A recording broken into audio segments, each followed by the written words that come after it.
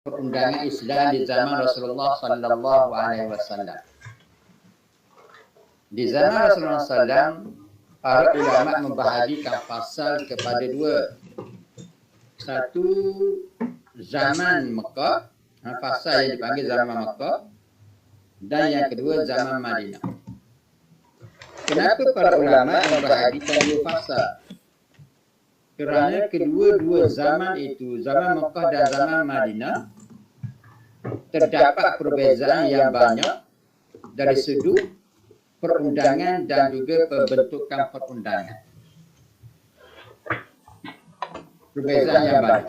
Antara perbezaan yang disebut iaitu antaranya jenis ataupun jenis ayat-ayat ataupun hukum hakam atau perundangan yang diturunkan di Mekah amat berbeza dengan diturunkan di Madinah. Satu. Yang kedua, fokus yang mahu ataupun objektif yang mahu dicapai di zaman perundangan di Mekah lebih kepada pembentukan akhlak, lebih kepada penyucian, penyucian tauhid, dan juga mengemaskini ataupun membaik pulih akidah yang sudah rosak. Manakala di Madinah lebih tertumpu kepada membina hukum hakam, tidak lagi menjurus kepada akidah secara khusus, tetapi lebih kepada membina pembangunan hukum hakam yang melibatkan kehidupan manusia ataupun kehidupan orang Arab ketika itu. Itu antara perbandingan ataupun perbezaan antara perundangan di zaman Mekah dan zaman Madinah. Dan ada beberapa perbezaan-perbezaan yang lain yang disebut dalam perbicaraan kita yang dahulu. Sekarang kita pergi kepada sumber perundangan di zaman perundangan Islam di zaman Madinah. Bila Rasulullah sallallahu alaihi wasallam berhijrah ke Madinah, bermaksud bermulalah fasal perundangan Islam di Madinah. Pada hari yang pertama, bulan yang pertama atau tahun yang pertama, maka bermulalah penurunan ayat-ayat yang berkaitan dengan perundangan ataupun lebih kepada hukum hakam di Madinah. Okay. Antara perundangan di zaman Madinah, yang pertama pensyariatan hukum, merangkumi segala aspek kehidupan. Penurunan Al-Quran ataupun pensyariatan hukum di Madinah mula merangkumi segala aspek kehidupan. Berbanding di Mekah lebih fokus kepada akidah dan pembersihan ataupun pemurnian akhlak. Manakala di Madinah lebih kepada membentuk kehidupan secara berperaturan, sama ada kehidupan itu melibatkan peribadi, hubungan kejiranan, hubungan keluarga, hubungan masyarakat ataupun hubungan negara dengan negara dan seumpamanya. Segala aspek kehidupan dititik beratkan dalam perundangan di Madinah. Itu yang pertama. Sebagai contoh, di Madinah turunnya hukum hakam yang berkaitan dengan, kalau dalam ibadat peribadi, berkaitan dengan cara-cara sembahyang berjamaah. Begitu juga turunnya ayat berkaitan dengan zakat, berkaitan dengan puasa. Itu pada tahun yang kedua hijrah. Manakala berkaitan dengan sosial, kejiranan dan kehidupan masyarakat, juga ada ayat-ayat Quran, antaranya yang berkaitan dengan harta pewarisan, yang berkaitan dengan hubungan hubungan kaum kerabat, hubungan manusia dengan harta waris dan seumpamanya.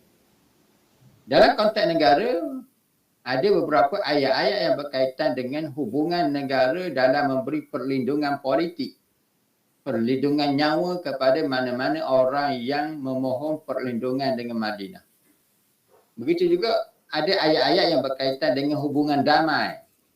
Contoh perjanjian Hudaibiyah.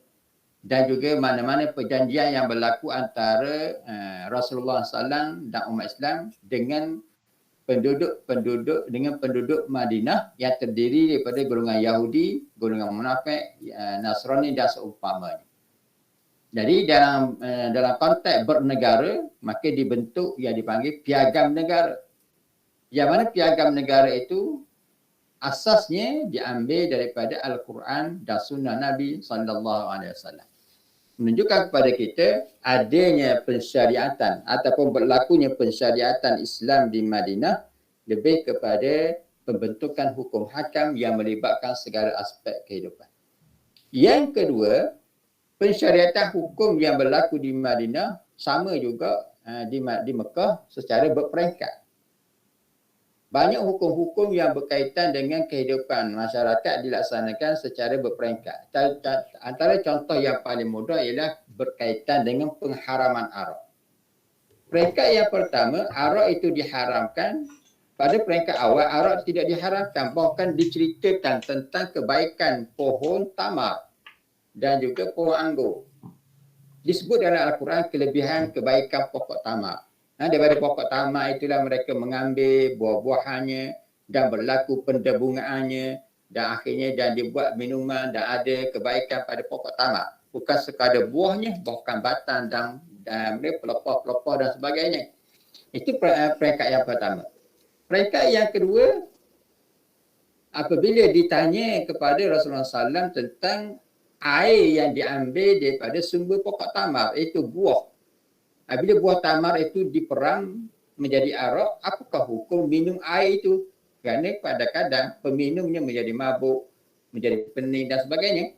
Lalu disebut dalam Al-Quran, yas'alunaka 'anil khamri wal maisir. Mereka bertanya kepada engkau wahai Muhammad SAW tentang khamar, tentang arak dan juga al-maisir, tentang judi.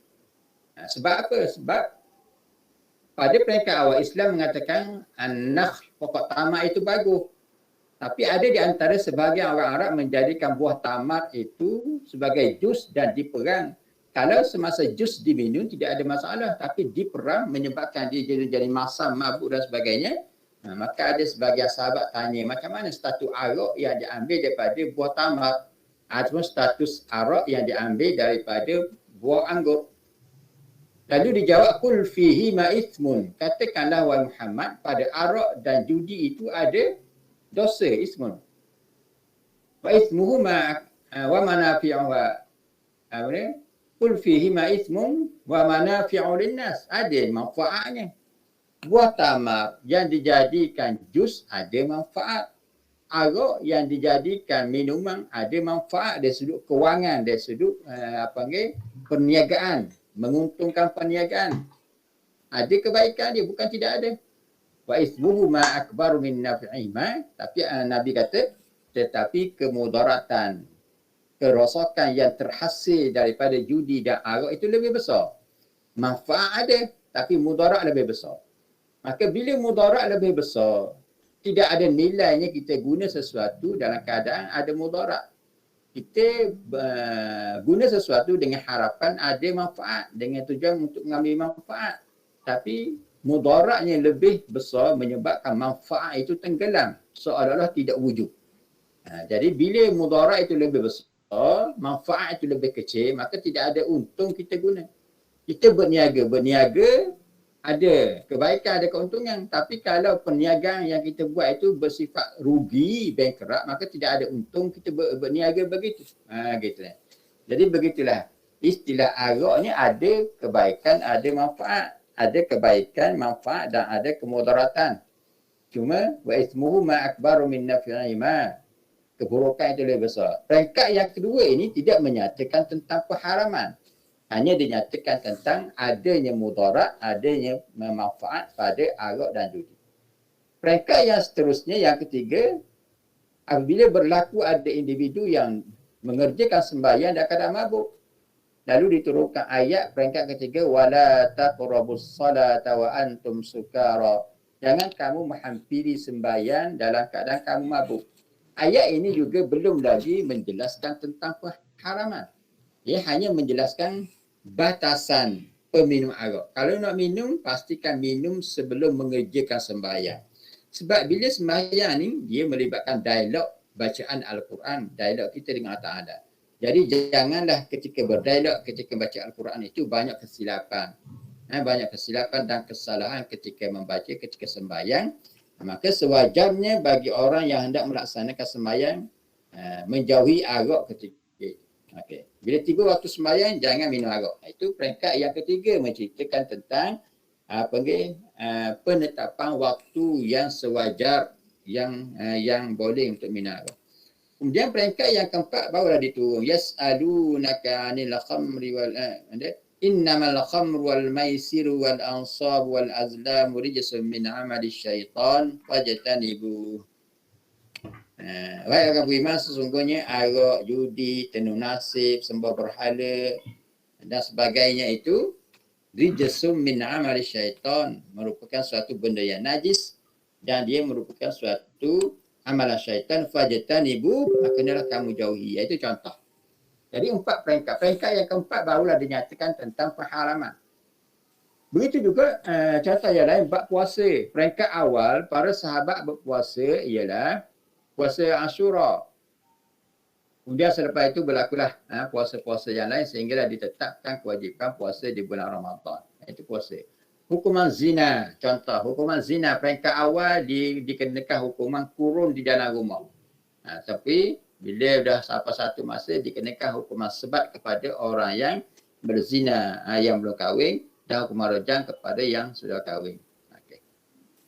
Yang ketiga, persyaratan hukum berasaskan peristiwa yang berlaku dan menjawab pertanyaan. Antara bentuk perundangan yang berlaku di zaman Madinah ialah sesuatu hukum itu diturunkan kerana berlakunya ataupun wujudnya peristiwa-peristiwa yang berlaku di sekitar Madinah ataupun peristiwa yang berlaku kepada mana-mana individu di kalangan sahabat. Bila berlaku satu peristiwa, lalu sahabat akan bertanya Rasulullah, macam mana hukum ataupun status peristiwa tersebut, dari segi hukumnya. Lalu diturunkan wahyu menjawab peristiwa itu. Di samping menjawab peristiwa itu, Nabi akan menghuraikan hukum hakam yang berkaitan dengan peristiwa melalui hadis Nabi SAW. Jadi maksudnya, bila berlaku satu peristiwa, turun ayat. Berlaku satu peristiwa, turun ayat. Begitu juga menjawab pertanyaan. Kadang-kadang berlaku ada di kalangan sahabat yang melakukan satu-satu perkara. Lalu perkara tersebut mereka belum tahu hukum, mereka pergi bertanya Rasulullah SAW. Itu. Contoh berlaku tentang air laut. Adakah air laut itu air mutlak yang boleh digunakan untuk berwuduk dan mandi wajib ataupun tidak? Sebab air laut ini dia tak sama dengan air biasa. Rasanya masin yang dia ada rasa melekit dan berbau hanya, ada bau dan sebagainya. Di samping itu ada hadis yang digembar-gembur yang diwayarakan di kalangan sahabat bahawa di bawah lautan itu ada api. Itu yang kedua. Yang ketiga, tidakkah di dalam laut itu ada macam-macam bangkai ikan atau binatang yang mati. Jadi para sahabat agak terkeliru sanksi dengan hukum air laut. Jadi ada sahabat yang bermusafir ataupun menaiki kapal sampai ke laut. Sampai di tengah laut mereka hendak melaksanakan sembahyang. Tapi nak sembahyang, wuduk belum ada. Nak guna air sembahyang, nak berwuduk menggunakan air, bekalan air yang dibawa terlalu sedikit, air sikit sangat. Air itu pun cukup untuk minum. Mau guna air laut, mereka sanksi tentang kesucian air laut untuk dibuat bersuci. Lalu mereka pun pulang ke Madinah, bertanya Rasulullah SAW tentang air laut. Lalu Nabi sebut apa dia? At-tahuru ma'uhu al-hillu maitatuh. At-tahuru ma'uhu. Air laut itu dah suci dan menyucikan. Bukan sekadar air laut yang Nabi jawab soalannya. Bahkan Nabi tambah sedikit lagi jawapan yang melengkapkan soalan. Al-hillu maitatu, dan segala bangkai yang mati di dalam laut ataupun haiwan yang di dalam laut itu adalah haiwan yang halal dimakan. Kena baik pada kita bahawa pensyariatan suatu hukum dia merujuk kepada menjawab apa-apa pertanyaan yang diajukan oleh para sahabat ataupun mana-mana penduduk Madinah kepada Rasulullah SAW. Itu bentuk persyaratan yang kedua. Antara kandungan perundangan Islam di Madinah ialah banyak ayat-ayat Al-Quran yang mendedahkan sifat dan perilaku golongan munafik. Kerana golongan munafik ini wujud di Madinah, dia tidak wujud di Mekah. Maka tidak perlu kepada pendedahan golongan munafik di Mekah. Bila tiba di Madinah, Rasulullah SAW dilantik menjadi pemimpin Madinah, di samping itu menjadi rasul kepada umat Islam, kepada umat manusia. Maka di sini berlaku timbul perasaan dengki, hasad dengki daripada penduduk asal Madinah. Antaranya Allah bin Ubay yang menjadi ketua kepada golongan munafik, yang mana dahulunya Allah bin Ubay dia mendakwa dan mewawarkan bahawa dia bakal menjadi pemimpin Madinah nanti. Tapi sebaliknya berlaku bila Rasulullah tiba di Madinah, penduduk Madinah lantik Rasulullah sebagai ketua. Itu menyebabkan hasad dengki timbul di dalam diri golongan munafik, terutamanya Allah bin Ubay. Yang kedua, juga timbul hasad dengki golongan ahli kitab Yahudi dan Nasrani yang ada di Madinah. Kerana golongan Yahudi mereka mencanangkan bahawa akan dilantik seorang rasul dari golongan mereka, dari golongan Yahudi. Tiba-tiba dilantik rasul itu daripada bangsa Arab. Jadi menyebabkan golongan Yahudi merasa dengki dan marah dengan kepimpinan Rasulullah SAW. Jadi dua golongan Yahudi dan Nasrani yang dianggap ahli kitab menentang Rasulullah dan bermuka-muka dengan Islam. Begitu juga penduduk asal Madinah yang diketahui oleh sekumpulan Abdullah bin Ubay juga bersifat bermuka-muka dan munafik dengan Rasulullah SAW. Jadi walaupun mereka ni cuba menyembunyikan sifat kekufuran di dalam diri mereka, Al-Quran mendedahkan perilaku, kejahatan dan juga tipu helah yang dilakukan oleh golongan munafik. Bahkan ada satu surah yang dipanggil surah Al-Munafiqun yang menceritakan tentang perangai, tingkah laku, kejahatan dan perancangan jahat mereka terhadap Rasulullah SAW. Dan banyak lagi ayat-ayat lain yang menceritakan tentang perilaku munafik, perilaku ahli kitab. Dan yang kelima itu membongkar kejahatan dan penipuan golongan ahli kitab, iaitu Yahudi dan Nasrani serta pengikut mereka. Dalam Al-Quran juga berlaku pembongkaran tentang tipu helah, tentang penyelewengan yang dilakukan oleh golongan Yahudi terhadap agama mereka sendiri. Mereka mengubah isi kandungan kitab Taurah dan kitab Injil. Jadi kejahatan mereka, penipuan mereka terhadap pengikut mereka sendiri dibongkarkan oleh Al-Quran. Jadi Al-Quran, penurunan Al-Quran di Mekah bukan sekadar berkaitan dengan hukum, bahkan juga membongkar dan juga menghurai, menghapuskan segala kejahatan yang dirancang oleh golongan Yahudi, Nasrani dan juga golongan munafik. Okay. Yang keenam, berlaku satu pensyariatan baru yang mana ketika di Mekah tidak ada pensyariatan tersebut, iaitu keizinan berjihad. Semasa di Mekah, ramai umat Islam yang ditindas dan dizalimi, tapi Allah Ta'ala melarang mereka membalas.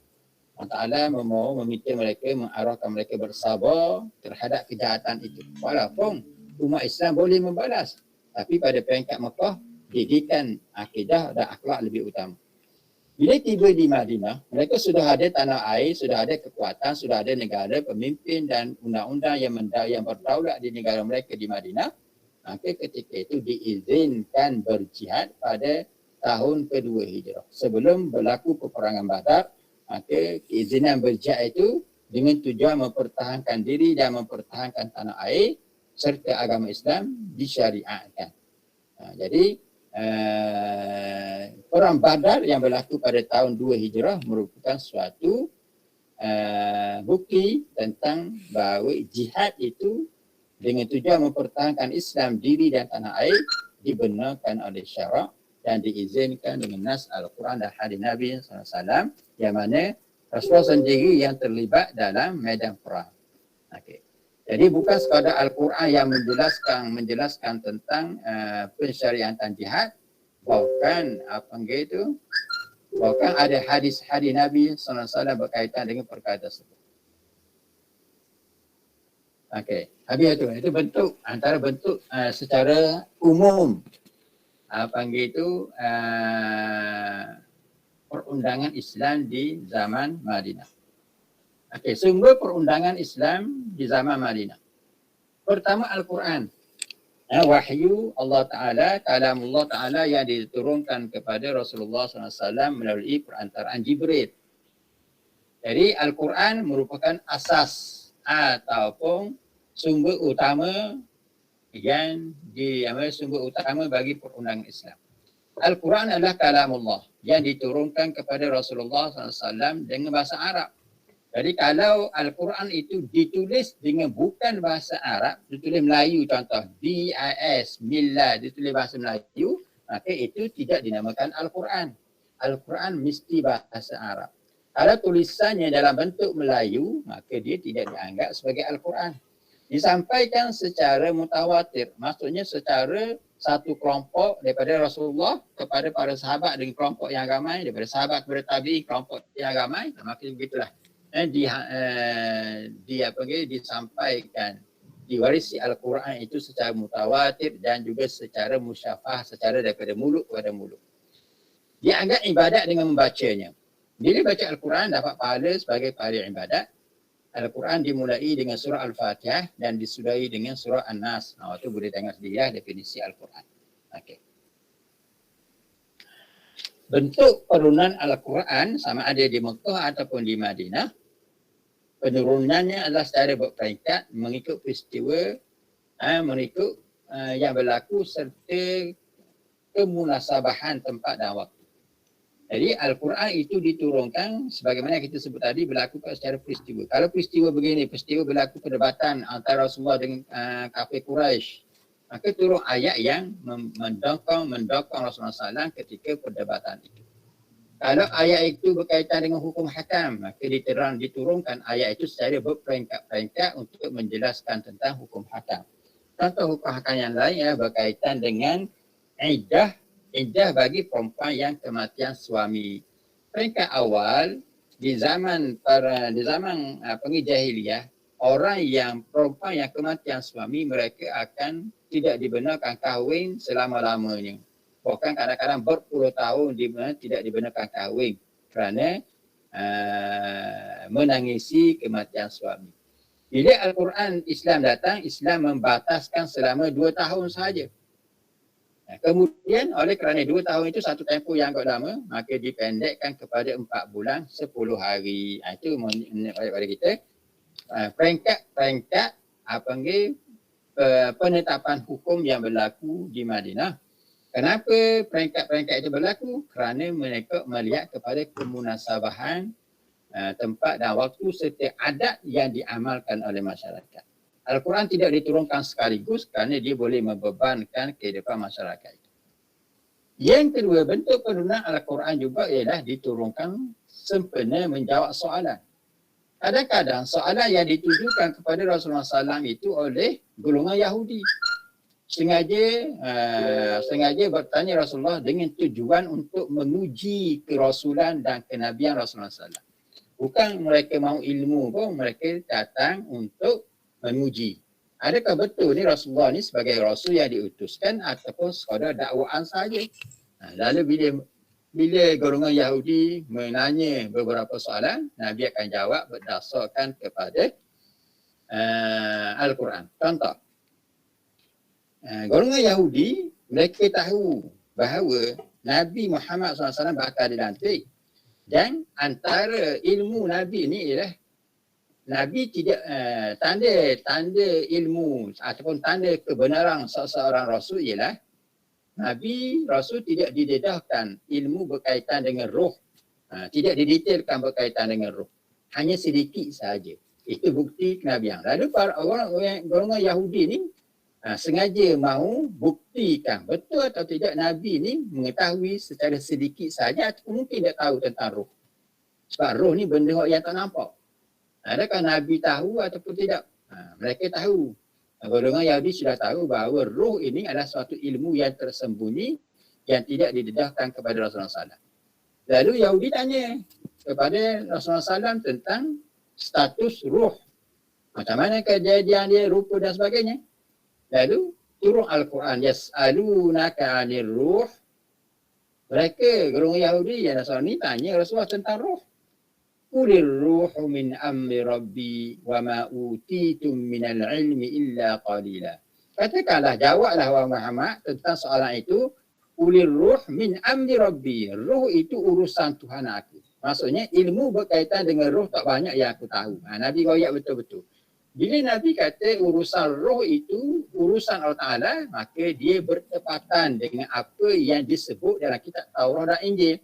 Bahawa tanda seorang rasul itu dia tidak mengetahui secara mendetail, secara dalam, secara panjang lebar tentang roh. Wa ma utitum minal ilmi illa qalilah. Tidaklah kamu wahai Muhammad diberi ilmu tentang roh illa qalilah, hanyalah sedikit saja. Sebab itulah berkaitan dengan roh Nabi tak cerita banyak, tak banyak hadis-hadis yang berkaitan dengan roh secara detail, kerana dia merupakan suatu perkara yang bersifat sengaja Allah Ta'ala menyembunyikan pendetailan berkaitan dengan roh. Jadi bila Nabi jawab begitu, maka jawapan itu betul dan tepat sebagaimana yang disebut dalam kitab Taurat dan Injil yang menjadi bukti tentang kenabian dan kerasulan Muhammad sallallahu alaihi wasallam. Itu satu contoh. Begitu contoh yang lain, yas'alunaka 'an dzil qarnain. Mereka tanya kepada Muhammad tentang Dzul Qarnain. Yas'alunaka banyak lagi, yas'alunaka 'anil ahillah. Mereka bertanya, para sahabat tanya Rasulullah tentang status anak bulan macam mana. Apakah tujuan diturunkan anak bulan, diciptakan anak bulan.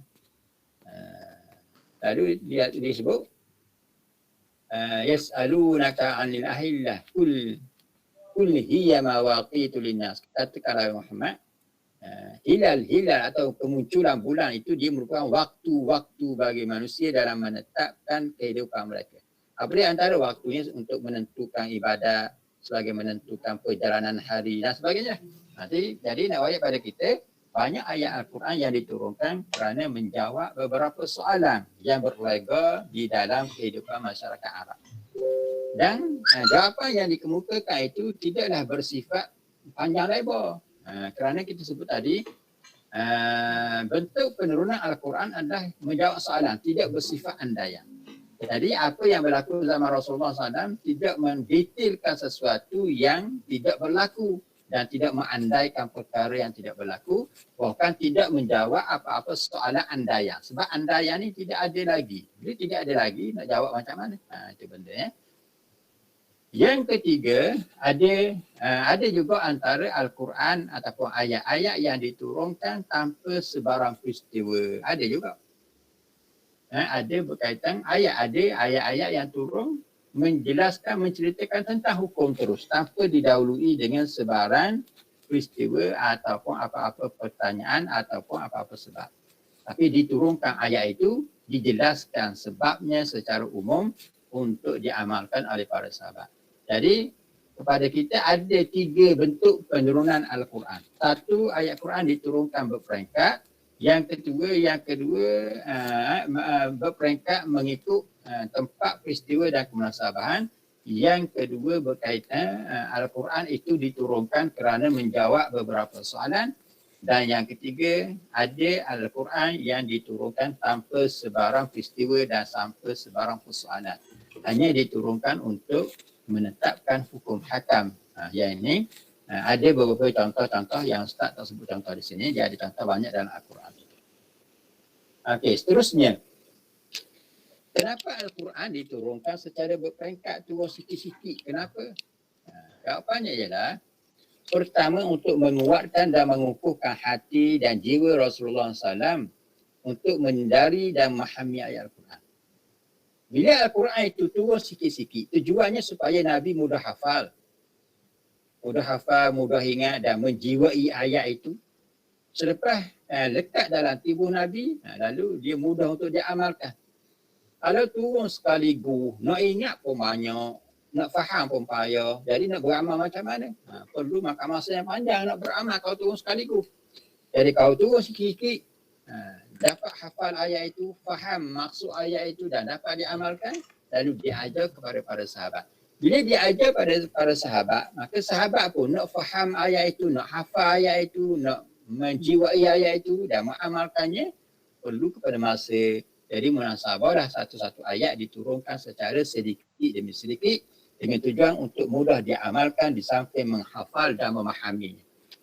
Yang kedua, ayat Al-Quran diturunkan secara berperingkat secara sedikit demi sedikit kerana meraihkan beberapa hukum yang sudah sebati dalam kehidupan masyarakat. Contoh yang kita sebut tadi, hukum berkaitan dengan cerai, perceraian ataupun isteri yang kematian suami. Macam mana eddahnya? Oleh kerana orang Arab sudah sebati dengan amalan mana-mana wanita yang kematian suami perlu tidak boleh lagi berkahwin. Ada sebahagian berpandangan begitu. Ataupun tidak hendaklah dihalal daripada berkahwin dalam tempoh yang lama.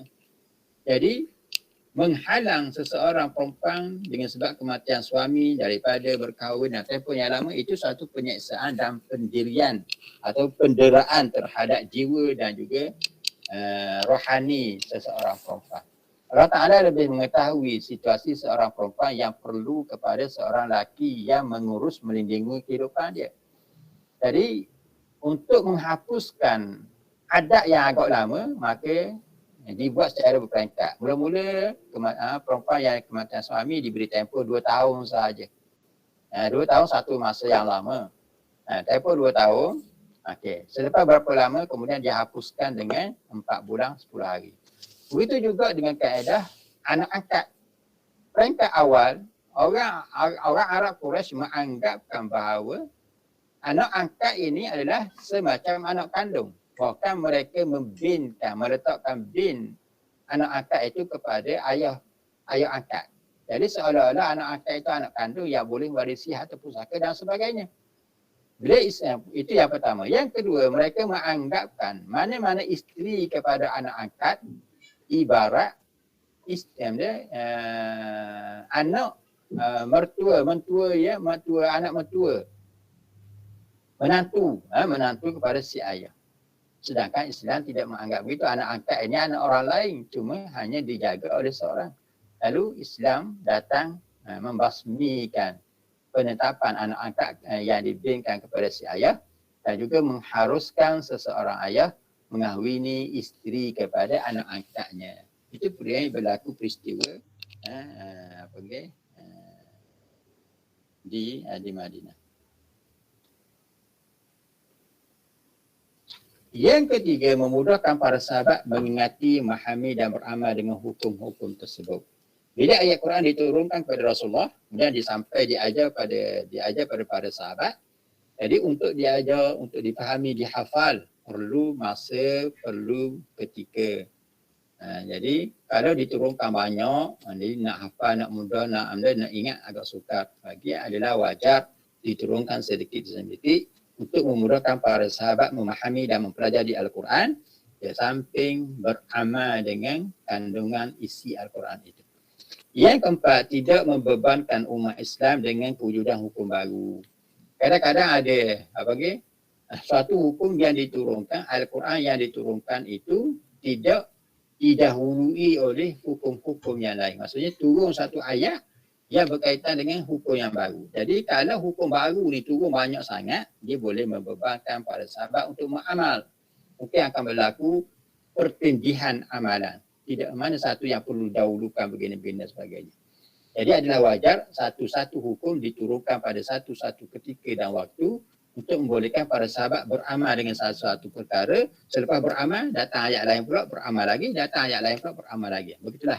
Beramal dengan satu nas Al-Quran dengan hukum-hukum yang baru dalam keadaan sedikit demi sedikit itu lebih baik. Okay. Contoh. Ini contoh macam mana satu-satu ayat diturunkan kepada Rasulullah SAW mengikut peristiwa dan juga sebab. Firman Allah Ta'ala, وَلَا تَنْكِحُوا الْمُشْرِكَاتِ حَتَّى يُؤْمِنْ. Jangan sekali-kali kamu mengahwini seseorang perempuan musyrikah sehingga perempuan itu beriman. Wala amatun mu'minatun khairum min musyrikatin walau a'jabatkum. Dan jangan sekali-kali sesungguhnya seorang hamba perempuan itu lebih baik dikahwini, lebih baik daripada seorang perempuan musyrikah walau a'jabatkum, walaupun perempuan musyrikah itu lebih kamu kagumi, lebih kamu berkenan.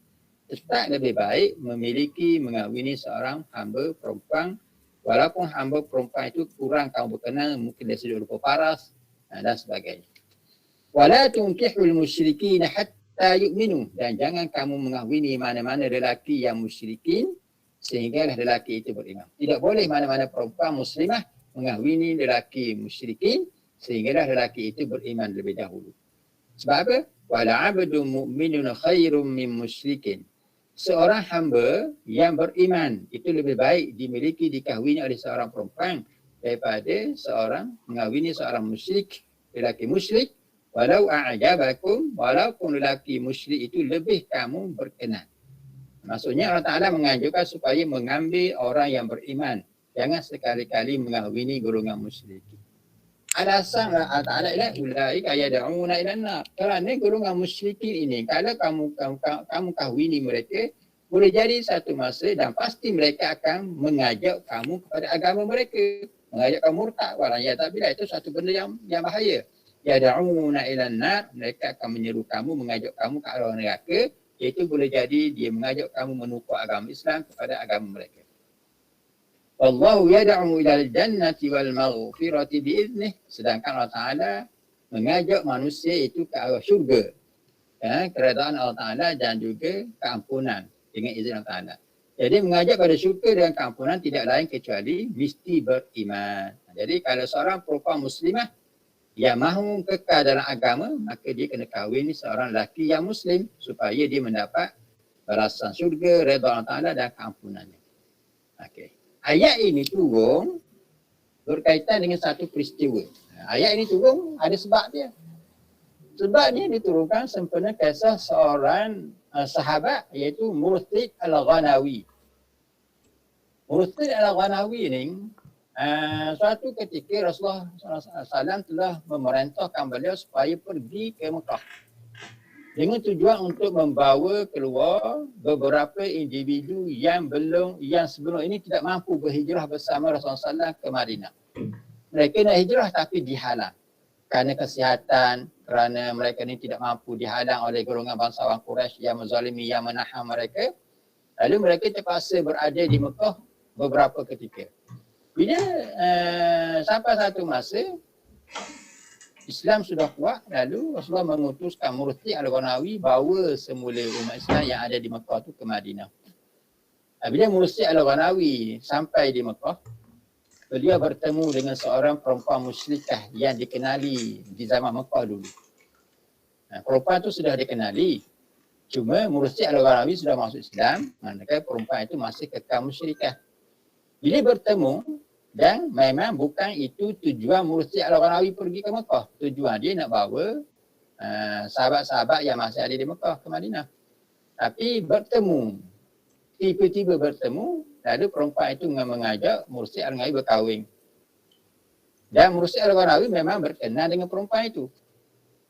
Cuma beliau minta tangguh, tidak beri jawapan lagi kerana benda ini, tujuan asal datang ke Mekah bukan untuk berkahwin, tapi untuk membantu sahabat Islam yang lain.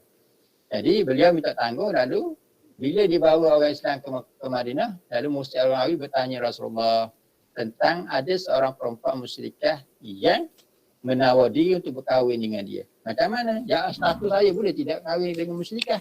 Lalu turun ayat itu, bang. Jadi ayat itu dapat dijiwai, dapat difahami dan diamalkan oleh para sahabat. Sebab apa? Sebab ayat itu turun betul-betul peristiwa yang berlaku pada batang tubuh mereka sendiri. Mereka sendiri mengalami dan mereka memahami kenapa larangan itu.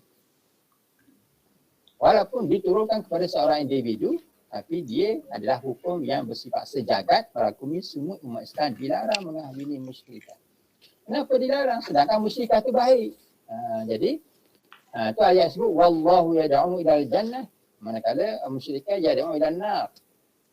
Jadi itu sebab kenapa dilarang. Kerana Allah Ta'ala kasih dan sayang kepada hamba-Nya yang beriman supaya mereka tidak lagi dirosakkan dengan akidah musyrikah. Bukan kerana sebab keduniaan, bukanlah larangan perkahwinan itu dengan sebab keduniaan, bukan kerana orang musyrikah ini miskin ke, bukan musyrikah ini orang amanah dan sebagainya, tidak. Bukan itu dipandang. tapi dipandang dari sudut ialah akidah, beriman atau tidak kepada Allah Subhanahu wa taala. Okey. Contoh yang kedua. Firman Allah Ta'ala, wa yas'alunaka 'anil mahid qul huwa adhan fa'tazilun nisaa fil mahid wa la taqrabuhunna hatta yathur fa idza tatahharna fa'tuhunna min haitsu amarakumullah. Okey. Mereka bertanya engkau wahai Muhammad SAW tentang al-mahid, tentang perempuan yang kedatangan bulan. Kenapa mereka bertanya? Kerana menjadi satu amalan yang sebati di kalangan masyarakat Arab jahiliah. Bila perempuan yang kedatangan haid, orang Arab tetap menyetubuhi perempuan itu.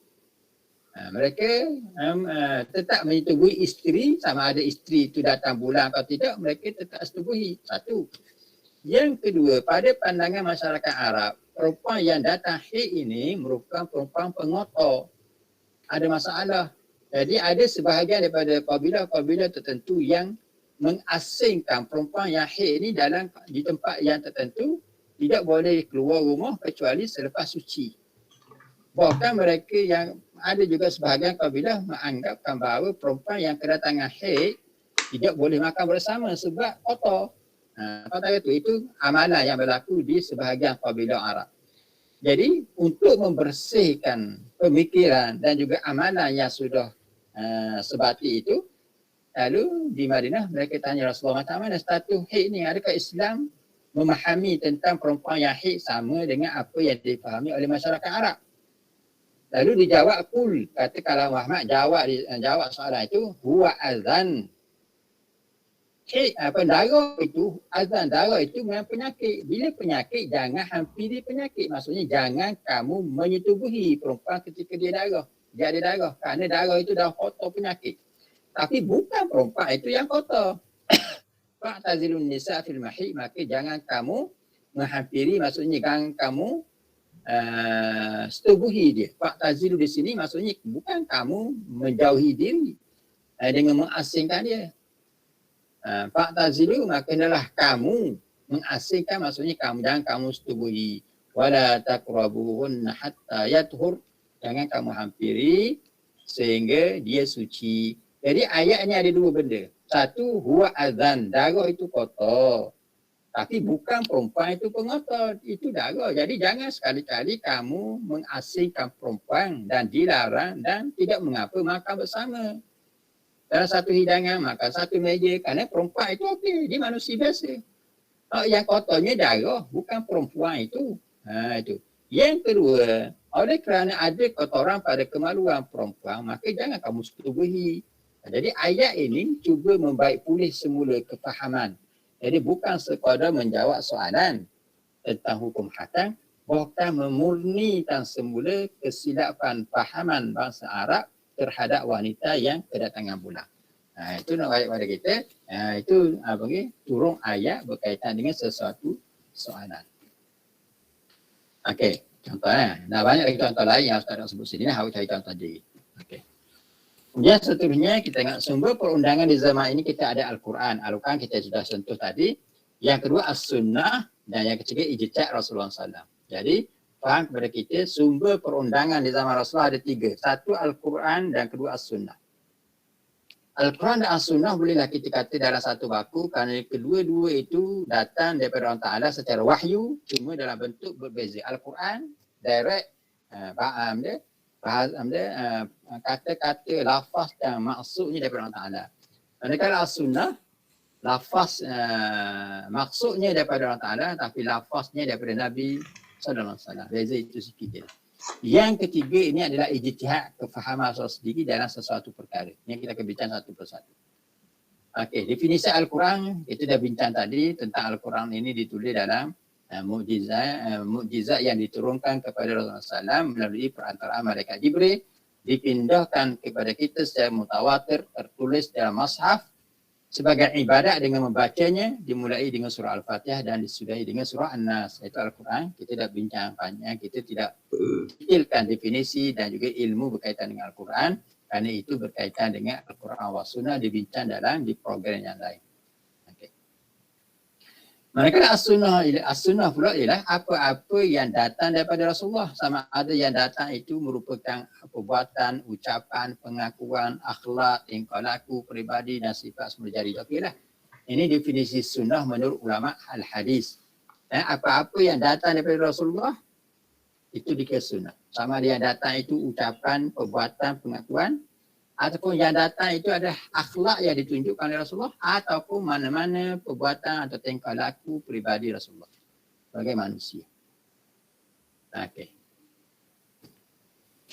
Kehujahan sunnah. Tadi Al-Quran, Al-Quran sebagai sumber. Adakah sunnah sebagai sumber juga? Sumber perundangan? Kita kata ya, memang as-sunnah sebagai sumber perundangan. Para ulama telah bersepakat bahawa apa-apa yang lahir daripada Rasulullah yang bersifat pensyariatan hukum. Mana-mana sunnah yang datang daripada Rasulullah bersifat mensyariatkan hukum, maka dia merupakan sunnah yang wajib dipatuhi. Bila Nabi sebut gini. Dan apa yang Nabi sebut itu sebagai satu pensyariatan hukum, maka wajib diamalkan sebagai suatu nas, sebagai suatu hukum hakam dan pensyariatan. Dan dia menjadi sumber. Sunnah ini menjadi sumber kedua sifat Al-Quran kerana dia berperanan sebagai penjelas kepada Al-Quran, satu, dan yang kedua sebagai penjelas atau penafsir, yang kedua sunnah sebagai mencipta hukum tersendiri yang tidak ada di dalam Al-Quran. Dalil penegasan bahawa Al-Quran, sunnah itu merupakan dalil ataupun sumber perundangan Islam, apa dia? Pertama disebut firman Allah Ta'ala, wa ma atakumur rasulu fakhudhu. Apa-apa yang Nabi perintah mu kena buat. Apa yang Nabi perintah mu kena ambil dan laksana. Wajib ambil fakhudhu. Maka wajib ambil, wajib laksana. Jadi menunjukkan bahawa apa yang Nabi sampaikan menjadi hujah sebagai sumber perundangan. Wa ma nahakum anhu fantahu. Apa-apa yang dihalang, yang dihalang, yang dilarang, yang ditegah, maka wajib kamu jauhi. Apa-apa yang disuruh wajib diamalkan, apa-apa yang ditegah wajib dijauhi. Jadi Al-Quran menegaskan bahawa hak Nabi royak wajib diambil, hak Nabi larang jangan dilaksanakan. Itu menunjukkan bahawa as-sunnah adalah sumber perundangan Islam. Yang kedua disebut ya ayyuhallazina amanu athi'ullaha wa athi'ur rasul wa ulil amri minkum. Wahai orang yang beriman, adalah kamu taat kepada Ta'ala. Taat kepada Ta'ala ni macam mana? Iaitu kena beramal dengan Al-Quran. Wa ati'ur rasul, dan wajib taat pada Rasul. Taat pada Rasul ke mana? Iaitu beramal, berpegang, mengambil segala sunnah hak Nabi, ajar Nabi sampaikan. Okay. Itu dalil yang kedua. Dalil yang ketiga, fala wa rabbika la yu'minuna hatta yuhakkimuka fima syajara bainahum ثم لا يجدوا في أنفسهم حرجا مما قضيت ويسلموا تسليما. فلا وربك demi Tuhan engkau wahai Muhammad, la yu'minu, seseorang itu tidak dianggap beriman. Demi Tuhanmu, seseorang itu tidak dianggap beriman hatta yuhakkimuka, sehingga mereka menjadikan engkau wahai Muhammad sebagai kata pemutus, sebagai hakim yang memutuskan, ataupun yang sebagai nabi yang memberi apa-apa keputusan fima syajara bainahum, terhadap apa-apa yang menjadi isu pertelingkahan dalam kalangan mereka. Okey, bukan sekadar mereka menjadikan engkau hakim, thumma la yajidu fi anfusihim haraja, kemudian mereka terima segala apa yang engkau putuskan itu, la yajidu, tidak ada perasaan, tidak ada di dalam diri mereka perasaan haraj, bersalah dengan keputusan atau penghakiman yang dibuat oleh Rasulullah.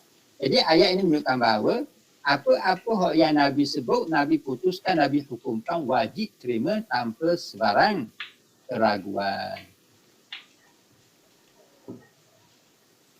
Seterusnya, perundangan ciri-ciri ayat Makkiyah. Yang pertama, seruan kepada Allah Ta'ala serta berkaitan dengan akidah. Ini ciri yang pertama, kita dah bincang dulu ni. Okey, ayat Quran yang diturunkan di Mekah lebih kepada berkaitan dengan penegasan akidah. Ayat yang diturunkan di Mekah biasanya pendek, ringkas, tapi maksudnya padat. Dan juga sifat ayat yang diturunkan di Mekah itu lebih bersifat balaghah, ada unsur-unsur kesusasteraan. Ada unsur balaghah, tata bahasa dan sebagainya. Cuba tengok kita ambil perkataan surah Ad-Duha, wad-duha wal-laili idza saja. Semua di belakang tu ya tak ada titik. Ya tanpa titik. Wad-duha wal-laili idza saja ma wadda'aka rabbuka wa ma qala. Semua ayat surah Wad-Duha itu ayat di belakang dia ataupun perkataan yang di huruf yang di akhir ayat tanpa ada titik, ya tanpa titik. Itu dipanggil tu lah. Itu panggil ada unsur kesusasteraan Arab. Yang ketiga, khitab ayat dimulakan dengan ya ayuhan nas. Di samping itu ada juga ciri makriyah apa dia? Ayat-ayat yang bersifat dengan sumpah. Sumpah. La uqsimu bihadzal balad. Wadduha demi waktu duha. Wattin demi buah tin. Ada banyak ayat-ayat yang bersifat dengan sumpah. Yang kelima, ayat Al-Quran yang diturunkan di Mekah banyak menceritakan kisah-kisah para Nabi. Sebab apa? Sebab satunya hikmahnya untuk menjelaskan bahawa Rasulullah SAW ini merupakan kesinambungan mata rantai daripada Nabi-Nabi dan Rasul-Rasul yang terdahulu sejak Nabi Adam AS sampai Nabi Isa AS alaihissalatu wassalam. Semua mereka ini adalah mata rantai yang menyambung tugas para Nabi dan para Rasul yang terdahulu, dan Rasulullah SAW adalah penyudah kepada segala Nabi.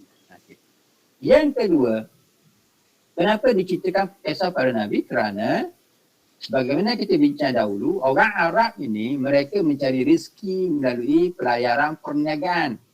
Di satu musim mereka pergi ke Yaman, satu musim mereka pergi ke Syam. Sepanjang perjalanan mereka pergi ke Syam ataupun ke Yaman itu, mereka akan melintasi kawasan-kawasan sejarah umat-umat dulu. Bahkan kawasan-kawasan itu masih lagi ada kesan-kesan peninggalan tiang-tiang rumah. Bukit-bukit yang mereka pernah tebuk untuk dibuat rumah dan patung-patung berhala yang mereka pernah sembah. Masih ada kesan-kesan itu. Jadi bila orang Arab melintasi melalui kawasan itu, mereka tengok kesan tu dan mereka tahu ini adalah umat dulu. Cuma kisahnya mereka tidak tahu secara detail. Lalu bila turun Al-Quran mendetailkan kisah, mereka menjadi terkejut. Macam mana Rasulullah SAW, seorang yang ummi yang tidak belajar apa-apa, tahu secara lengkap kisah Nabi dan kaum yang terdahulu. Kisah Nabi Saleh, kisah Nabi Musa, Nabi Harun, Nabi Yunus, Nabi kaum Ad, kaum Samud dan sebagainya. Semua diceritakan oleh Al-Quran. Jadi penceritaan yang dilakukan oleh Rasulullah menjadi bukti yang lebih kukuh bahawa apa yang Nabi sampaikan ini bukan daripada rekaan, bahkan dia datang daripada Allah Ta'ala yang mencipta umat manusia sejak Nabi Adam sampai Rasulullah SAW. Okey, yang keenam, banyak ayat Al-Quran yang diturunkan di Mekah berkaitan dengan bersabar dan tabah dalam menghadapi kejahatan golongan musyrikin. Sebab itulah di zaman Mekah tidak diizinkan berperang, tidak dibenarkan berperang kerana bahkan diberi kesabaran yang tinggi. Sebab itulah ayat-ayat yang diturunkan di Mekah banyak berkaitan dengan kenikmatan syurga dan keseksaan neraka kepada golongan yang menderhakai. Nikmat syurga kepada mereka yang beriman dan tahan sabar serta yakin dengan janji Allah Ta'ala. Manakala janji neraka kepada mereka yang menzalimi, yang tidak beriman kepada Allah Subhanahu Wa Ta'ala. Okay. Manakala ciri ni banyak lagi, awak boleh cari lagi dalam bagi mereka yang buat tajuk ni untuk assignment, tugasan, mereka boleh tambah lagi beberapa ciri-ciri yang berkaitan dengan ayat Quran yang diturunkan di Mekah. Manakala di Madinah membicarakan tentang hal-hal yang berkaitan dengan hukum hakam. Mendetailkan ayat-ayat yang diturunkan di Madinah banyak berkaitan dengan hukum hakam. Yang merangkumi seluruh kehidupan manusia. Yang kedua membicarakan tentang ahli kitab serta seruan kepada mereka, seruan kepada Islam. Yang ketiga mendedahkan perilaku buruk golongan munafik yang kita bicara tadi. Yang keempat, ayat-ayat yang diturunkan di Madinah, ayatnya panjang. Contoh ayat Ad-Dain surah Al-Baqarah tu. Surah Al-Baqarah di hujung surah Al-Baqarah tu ayat tu. Ayatnya panjang. Yang ke panggil nasunya ayat yang diturunkan di Madinah kebiasaannya dimulai dengan lafaz ya ayyuhalladzina amanu. Ini contoh, ini beberapa ciri-ciri untuk mengenali ayat-ayat Madinah. Okey. Kita dah bincang sumber pertama Al-Quran sudah berlalu. Sumber yang kedua ialah As-Sunnah. Sekarang sumber yang ketiga ijtihad. Adakah ijtihad boleh berlaku pada Rasulullah? Ataupun soalan yang lain, adakah Nabi pernah berijtihad?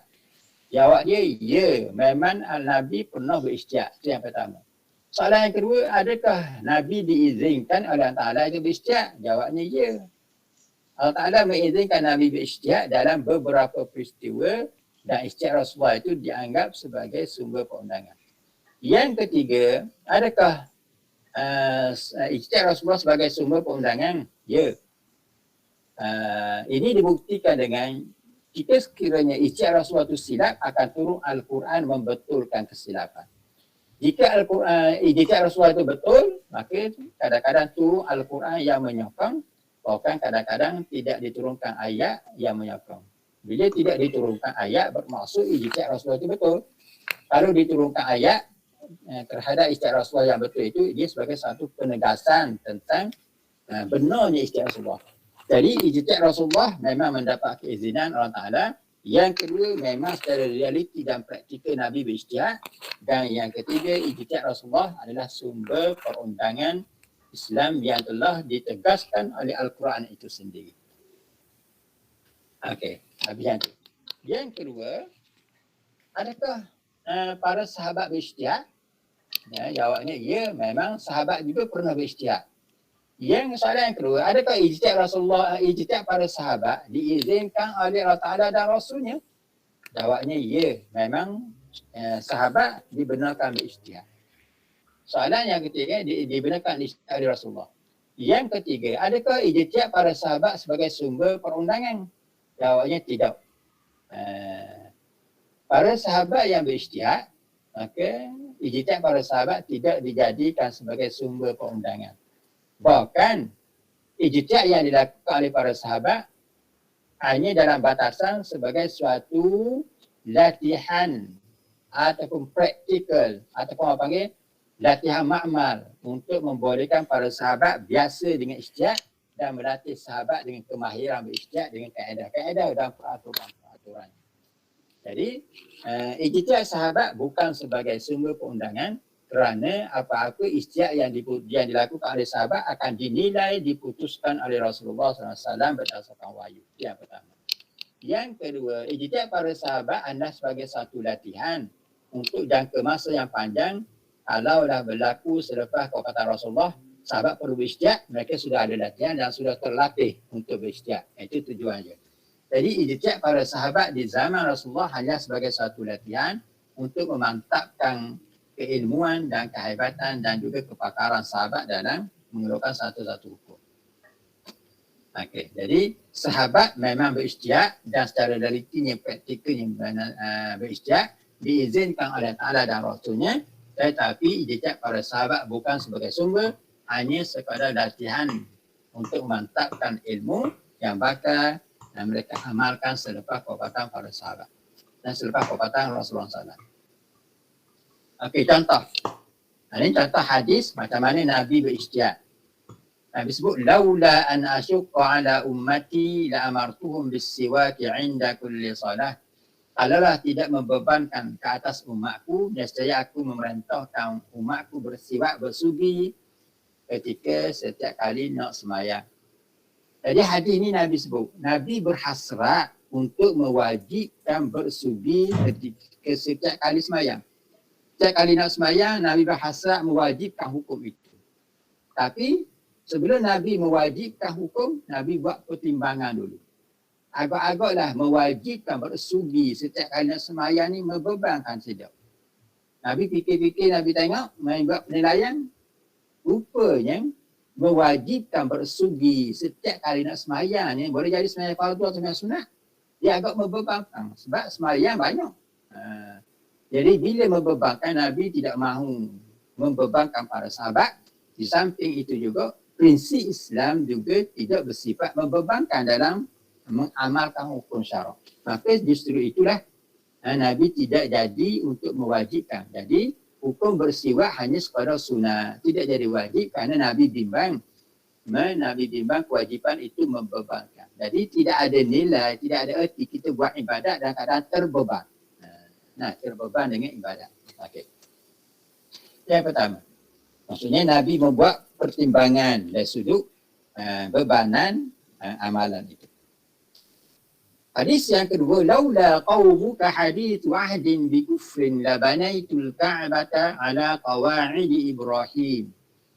Kalaulah engkau wahai Aisyah, ni Nabi kata kepada Aisyah, laula qaumuka hadithu ahdin, kalaulah tidak kaum kamu ini baru saja masuk Islam. Maksudnya mereka masih lagi ada unsur-unsur peninggalan kekafiran.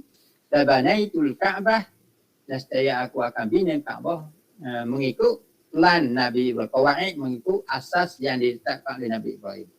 Maksud hadis ini ialah Ka'bah ni sudah melalui beberapa peristiwa keruntuhan kerana banjir. Dan bila berlaku banjir menyebabkan Ka'bah runtuh. Bila runtuh dibina balik. Bila bina semula, dia telah lari daripada plan asal Nabi yang diasaskan oleh Nabi Ibrahim. Nabi Ibrahim bina Ka'bah. Okey. Selesai bina, tiba-tiba beberapa tahun selepas itu runtuh kerana banjir. Maka orang pun bina balik. Bila bina yang kedua, dia sudah lari tapak asal dia daripada apa yang diletakkan oleh Nabi Ibrahim. Hak Nabi Ibrahim buat lain, hak yang dibina semula lain. Dia runtuh pula, bina pula. Jadi bila bina kali yang kedua, kali yang ketiga dia sebab runtuh, dia pelang asal makin lari. Lalu di zaman Rasulullah, Nabi melihat asal tapak Kaabah ni lain. Lalu Nabi berhasrat nak runtuh, nak bina hak baru. Hak bina hak baru ni betul-betul ikut plan yang Nabi Ibrahim buat. Tapi oleh kerana Kaabah ni dia sudah sebati dengan jiwa masyarakat Arab. Kalau kita ubah plan, mungkin dia akan marah, akan berlaku pemberontakan, akan berlaku perasaan tak puas hati. Sebab mereka sudah menganggap Kaabah ni suatu benda yang sinonim dengan jiwa, tak boleh nak ubah dah. Pelang, bangunan tu itulah pada pandangan mereka belang-pelang yang telah diletakkan oleh Nabi Ibrahim. Sedangkan hakikatnya tidak begitu. Lalu Nabi buat pertimbangan. Mana lebih baik? Ubah binaan Kaabah ikut asal ataupun kena jaga akidah. Kena jaga perasaan dari sudut ibadah dan sebagainya. Timbang menjaga akidah umat Islam yang baru masuk Islam, yang sudah sebati dengan Kaabah yang ada sekarang, itu lebih utama daripada bina Kaabah. Sebab apa? Kita bukan nak sembah Kaabah. Bukan sembah Kaabah, kita sembah Allah Ta'ala. Kaabah ni sebagai simbol saja. Simbol bukan asas. Dia hanya sebagai benda sampingan. Yang asalnya lah ibadat dan beriman kepada Allah Ta'ala. Janganlah kerana benda yang sampingan kita nak jaga, sanggup korbankan yang asas. Itu maksud dia. Macam kita belajar di Yuniza lah. Belajar sehingga habis tempoh itu asas. Manakala pergi shopping, pergi bersukan, ikut aktiviti itu macam-macam aktiviti, itu benda sampingan. Jangan jadikan yang sampingan sehingga kita terkandas dalam belajar, dalam pelajaran. Tak boleh lah. Pelajaran itu asas. Perkara lain perkahwinan, shopping, lesen motor, lesen kereta, itu benda sampingan. Asalnya ialah lengkapkan pelajaran dan pengajaran di Yuniza. Okeylah. Itu pertimbangan. Itu maksudnya Nabi sendiri buat pertimbangan dan Nabi ajar, Nabi tunjukkan kepada sahabat ni macam mana cara untuk membuat pertimbangan dalam sesuatu hukum sebelum berijtihad. Okay. Contoh ijtihad orang lain. Ni ijtihad yang ketiga, yang keempat. Disebut dalam Al-Quran, ya ayyuhan nabi lima tuharrimu ma ahallallahu laka tabtaghi mardata azwajik wallahu ghafurur rahim. Nabi sebut, ayat kata, wahai Nabi, lima tuharrimu ma ahallallahu lak. Kenapa kamu mengharamkan apa yang dihalalkan oleh Allah kepada kamu? Wahai Muhammad, kenapa kamu haramkan suatu benda sedangkan benda itu Allah Ta'ala halalkan? kamu haramkan benda itu tabtaghi mardata azwajik, kerana mencari ataupun kerana melayani keredaan isteri-isteri kamu. Sebab nak jaga hati perasaan isteri, maka diharamkan benda yang halal. Wallahu ghafurur rahim. Allah Ta'ala tu maha pengampun lagi maha mengasihani. Okay, ayat ni apa dia peristiwanya? Nabi pernah beristiak bahawa Nabi kata aku tidak akan makan sesuatu makanan di rumah isteri, seorang isteri. Ada seorang isteri nama dia Silap Ustaz Zainab binti Jahas, Silap Ustaz. Seorang isteri dia ni pandai, pakar masakan. Pandai masak. Jadi bila tiba giliran Rasulullah berada di rumah tersebut, Nabi akan makan makanan itu. Jadi bila kemahiran itu ada pada seorang isteri itu dan Nabi suka dengan makanan itu, dan kadang-kadang Nabi sebut keenakan makanan itu menyebabkan para isteri rasa dah sedap hati. Bagi kalau kita kata ada rasa cemburu lah. Lalu berlakulah percakapan di kalangan isteri tentang Nabi semacam mengutamakan isteri yang pandai masak. Bila Nabi tahu maklumat itu melalui perantaraan Jibril, lalu Nabi kata pada isterinya yang pandai masak, aku tak akan makan lagi makanan ini di rumah kamu. Aku tak akan makan lagi sebab apa? Nak jaga perasaan isteri yang lain. Lalu turun ayat tu, wahai Nabi, kamu tidak boleh mengharamkan sesuatu yang halal. Yang halal tak halal. Isteri kamu mau cemburu, itu dia punya pasal. Itu maksud dia kita lah. Jadi, nak wayak pada kita apa dia? Bukan isteri Nabi tu tak betul. Bukan. Nak wayak pada kita. Nabi ni sangat melayani isteri dan sangat mengasihani isteri-isteri sehingga sanggup menjaga perasaan mereka daripada terguris dengan tidak memakan makanan sesuatu makanan. Jadi nak kita bahawa Nabi cuba menjaga perasaan isteri dan sehingga sanggup mengelak daripada makan sesuatu. Tapi isyak itu tidak tepat, lalu Al-Quran turun menegur apa yang dilakukan oleh Rasulullah SAW. Okay. Maksudnya itu harimu, Nabi mengharamkan, bukanlah maksudnya Nabi kata makanannya haram, bukan Nabi kata gitu. Cuma Nabi kata dia tidak akan makan makanan itu. Selepasnya dia tak makan dah. Tapi benda itu suatu benda yang tidak tepat. Okay. Kisah yang lain. Firman Allah Ta'ala, maka nali nabiyyin an yakuna lahu asra hatta yuskhina fil ard. Tidak harus bagi seseorang Nabi. Tidaklah patut, tidak harus bagi seorang Nabi mempunyai orang tawanan. Tidak harus bagi seorang Nabi mengambil manfaat, mengambil faedah tebusan. Maksudnya daripada orang tawanan. Hatta yuskhina fil ard. Sehinggalah mereka dapat membunuh sebanyak-banyaknya golongan kafir ni di muka bumi. Ayat itu, wal turiduna arada dunya. Mereka yakni Rasulullah SAW menginginkan habuan dunia. Wallahu yuridul akhirah. Allah Ta'ala mahu akhirat. Maksud Allah Ta'ala mahu akhirat ni apa dia? Allah Ta'ala mahu supaya Islam makin kuat, makin kukuh, makin berkembang dan orang kafir makin gerung. Tetapi apabila diambil tebusan daripada tawanan, itu akan menunjukkan kepada kita bahawa Islam ini masih bergantung kepada kewangan daripada orang bukan Islam. Jadi menunjukkan orang bukan Islam makin kuat, Islam tu tak kuat. Seolah begitu. Jadi Allah Ta'ala tak begitu. Allah Ta'ala mahu akhirat, maksudnya lebih utama kehidupan di akhirat. Islam itu berdaulat dan dihapuskan segala orang musyrikin. Itu maksud ayat. Maksud ayat di sini ialah berlakunya peristiwa selepas Perang Badar. Selepas Perang Badar, ada tawanan Quraisy yang ditawan lebih kurang 70 orang. Dalam tawanan itu ada orang bangsawan, ada orang kaya dan ada orang yang berilmu. Bila sudah ditawan sampai 70 orang, lalu Nabi pun panggil.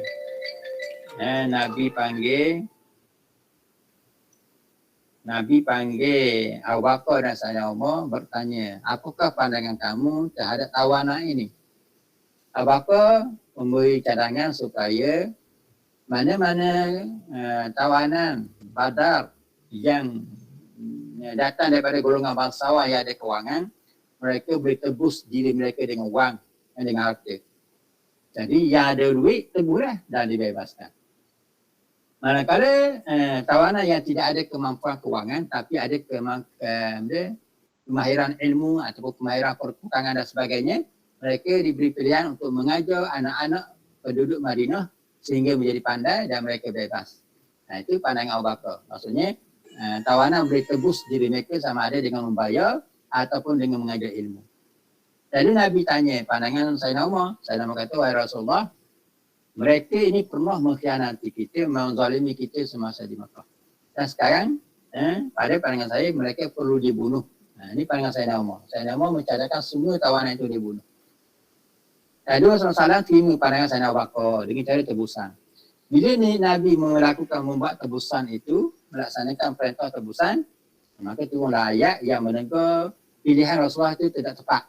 Yang sepatutnya adalah dibunuh semua golongan musyrikin kerana mereka ini boleh mengancam negara Madinah. Ini nak ayat pada kita. Bila istiak Rasulullah itu betul, maka akan turun Al-Quran menyokong ataupun mengiyakannya. Kalau istiak Rasulullah tidak tepat, maka ayat Quran akan turun menegur kesilapan tersebut. Itulah panggil antara contoh-contoh ijtihad Rasulullah sallallahu alaihi wasallam. Okey, habis slide yang slide yang ke-11 ini sepatutnya dia itu slide yang ke-10. Bukan 11 tersilap nombor. Slide yang ke-11 bermaksud yang ke-10. Yang ke-10 itu yang ke-11. Okey, habis slide yang ke-11, kita boleh tengok slide yang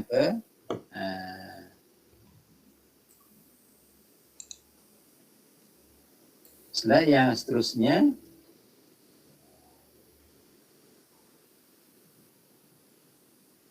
Slide yang ke-10. Okey, ini kita dah bincang cuma Ustaz ulang sikit lagi Perundangan zaman apa? Bermula putusan Rasulullah SAW. Okey, ini kita baca bincang dah.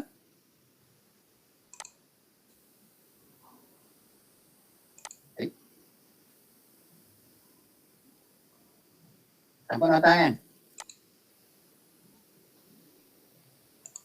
Nampak. Okey. Perundangan zaman apa? Ciri perundangan zaman apa ini? Yang pertama sumber. Al-Quran dan As-Sunnah merupakan sumber perundangan zaman ini. Al-Quran dan As-Sunnah merupakan rujukan utama dan dia merupakan rujukan ataupun sumber datang daripada Allah Subhanahu Wa Taala itu sendiri. Kalau Al-Quran maksud dan lafaznya datang daripada Allah Taala, kalau As-Sunnah maksud daripada Allah Taala cuma lafaz daripada Nabi sallallahu alaihi wasallam.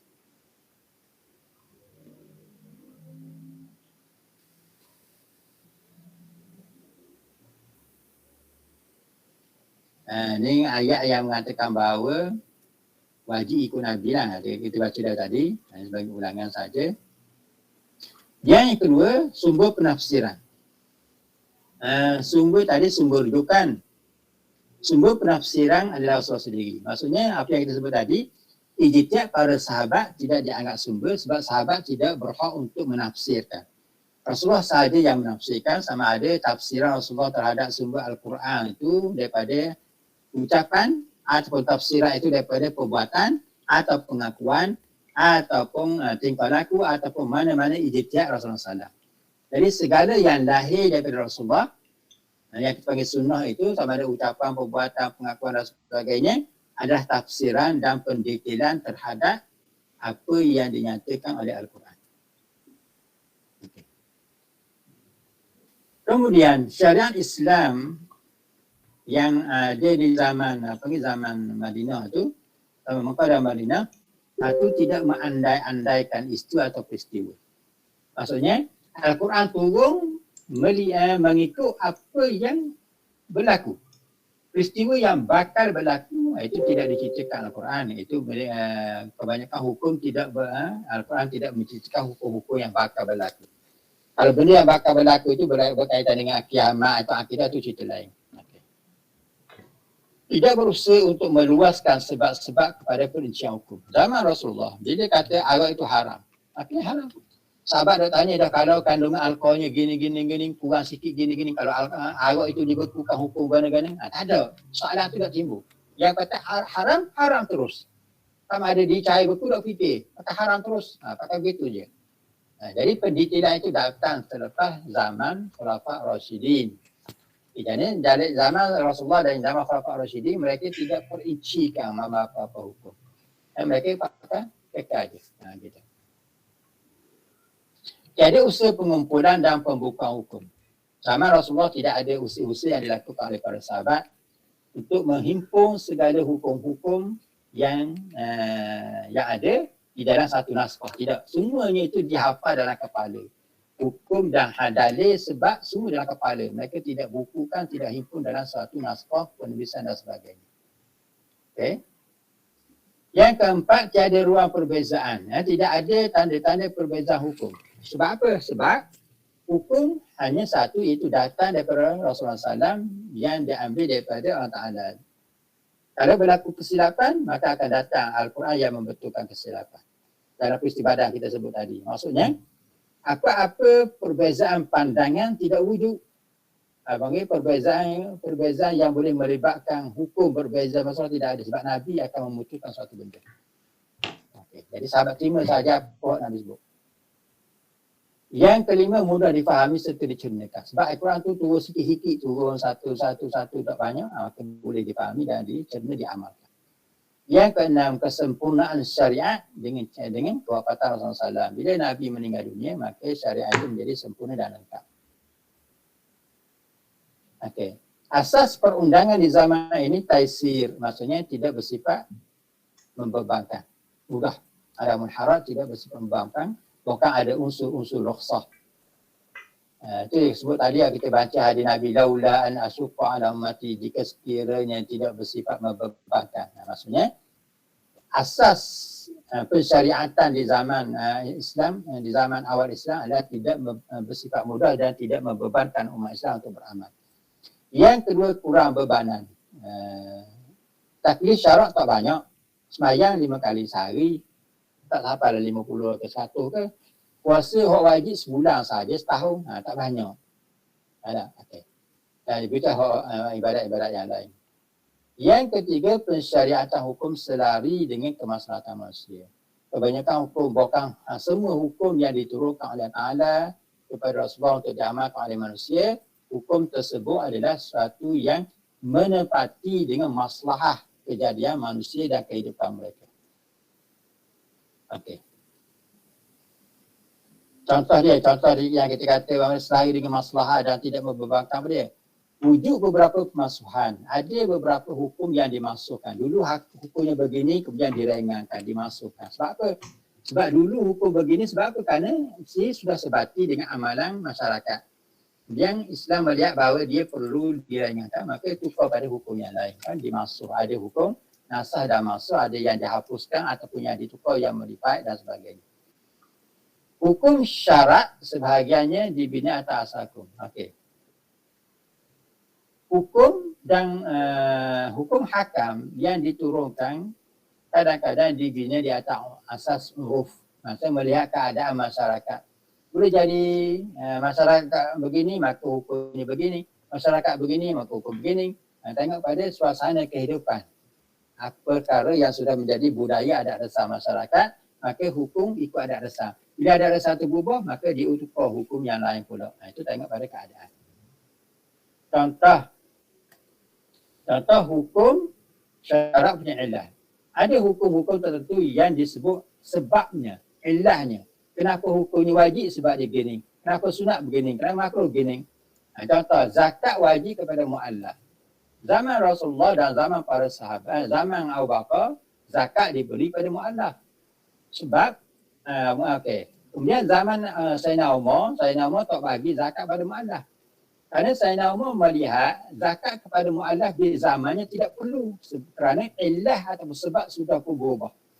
Zaman Rasulullah, zakat diberi pada mu'allaf dengan tujuan dan hasrat golongan mu'allaf ini menyokong Islam dan membantu kerajaan Islam di Madinah di zaman Rasulullah dan Abu Bakar, kerana Islam ketika itu belum kuat dan belum kukuh bertapak di Madinah. Jadi perlu kepada zakat pada mu'allaf. Mu'allaf ni banyak kategori. Banyak kategori yang diminta dalam bab zakat lah. Jadi Rasulullah SAW melihat keperluan memberi zakat kepada golongan mu'allaf dengan tujuan mereka dapat membantu Islam dan dapat menyokong Islam sehingga Islam menjadi kukuh dan teguh di Madinah. Zaman Sayyidina Umar melihat bahawa Islam sudah kukuh, Rom Parsi sudah tumbang, maka tidak perlu kepada golongan bukan Islam yang mengukuhkan Islam.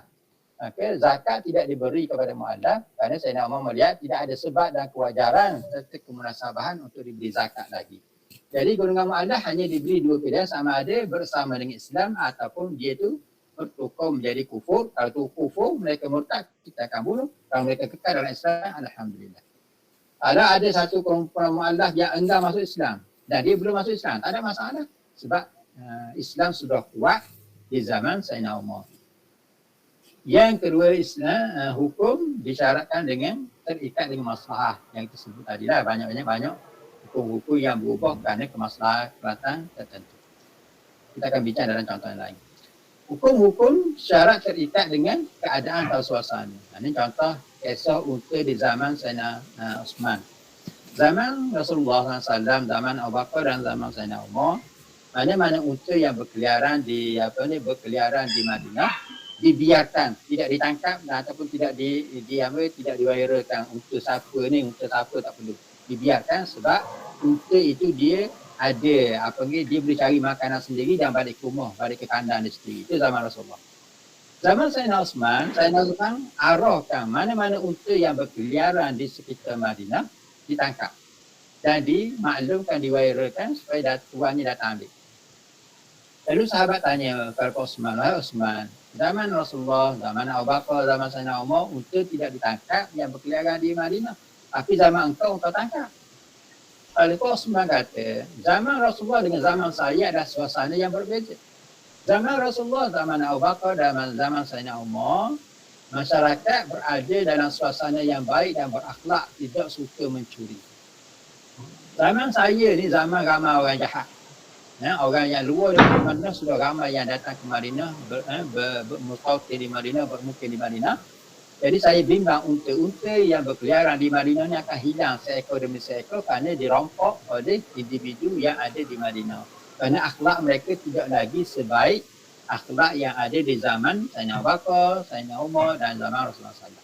Dia panggil hukum terikat dengan suasana masa dan keadaan masyarakat.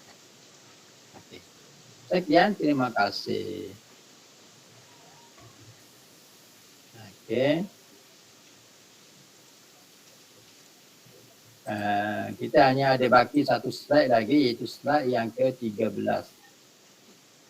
Yang ke-12 ini pelajar boleh baca sendiri kan. Jadi yang ke-12 kira-kira kita akan bincang pada masa yang akan datang. Wallahu a'lam. Pada itulah untuk kuliah kita pada pagi ini. Dan jangan lupa ada ujian pada 3 Januari pada 9 hingga 9 malam. Ingat kan? Dan ujian itu merangkumi slide yang pertama sampai kepada slide yang ke-11 ataupun slide yang ke-12. Gitulah. Jadi slide yang pertama sampai kepada slide yang ke-12 ataupun 12 lah lebih kurang. Itu untuk ujian yang pertama nanti. Ada nak tanya apa-apa tak?